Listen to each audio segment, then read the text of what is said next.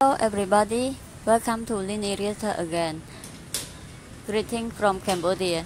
Yes, today is the third part of the ultimate guide for investing in Cambodia real estate. And the first answer for the question, how to perform renovation work in Cambodia. The best way to make money in Cambodia real estate is often through buying an unrenovated shop house apartment, then spending money fixing it and bringing up to the modern standard. But you need a contractor if you are doing a renovation job.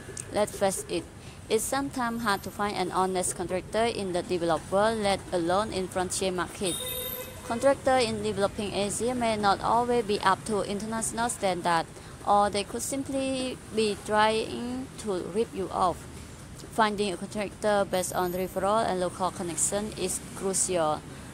Honest, fair contractor exists in Cambodia, but you absolutely must know the correct people and have an awareness of the local market. Be aware that if you buy the upper floor of a shop or apartment in Cambodia, you own the building roof and usually the right to build on top of it. You must first obtain district approval though.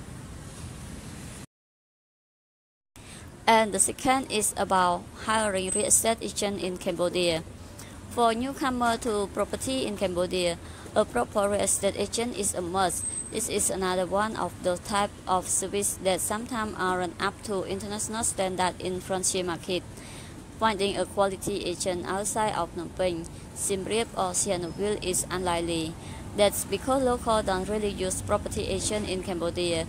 Might usually find property for sale through local circle and word of mouth.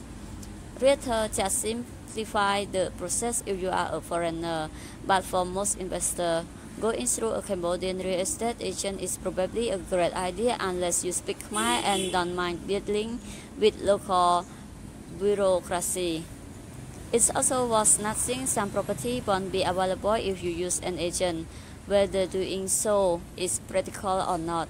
Many Khmer would rather market the property themselves and sell 30% of the sale value. Sellers typically pay the entire brokerage commission when you are buying Cambodian property with a realtor. Therefore, a lot of listed apartments will simply have a sign outside in Khmer script that say the property is for sale along with a contact number. Such opportunity requires speaking or knowing someone who speaks Khmer, yet some of the best deals are found riding around on a motorcycle and writing down notes about property for sale. With all that said, the best Cambodian real estate agent provide a valuable service, especially for the new and uninitiated. And the third is about other things that you should know about Cambodian property. The rules in Cambodia's law book are necessary. How things work in practice. Some of the advice mentioned in this guide either doesn't apply across the board or is more nuanced than it might seem at first. For example, soft title transfer at the district level instead of the national level. Processes and time frame vary based on where you buy property because of this.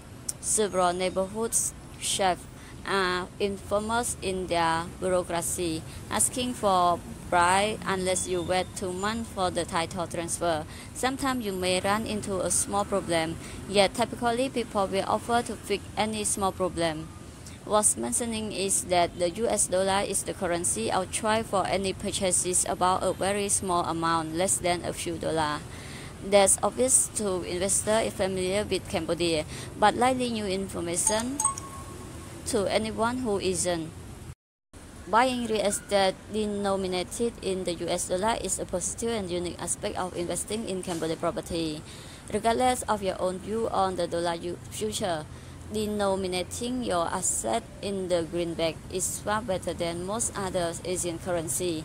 Some like the Indonesian rupiah and Vietnam's dong have performed badly for years due to inflation.